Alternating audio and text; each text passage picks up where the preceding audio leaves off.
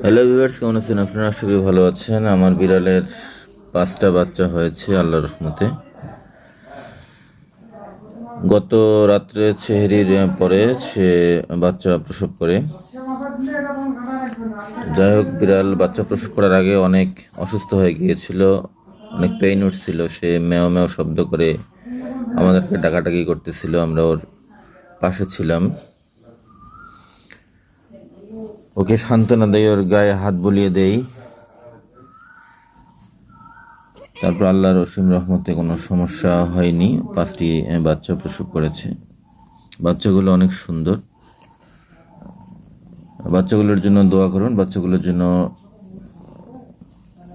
সুন্দরভাবে বড় হতে পারে এবং যারা যারা বাচ্চা চেয়েছেন সকলের কাঙ্ক্ষিত প্রত্যাশাকে যেন আমরা পূরণ করতে পারি, বাচ্চাগুলোর জন্য তাদেরকে দিতে পারি।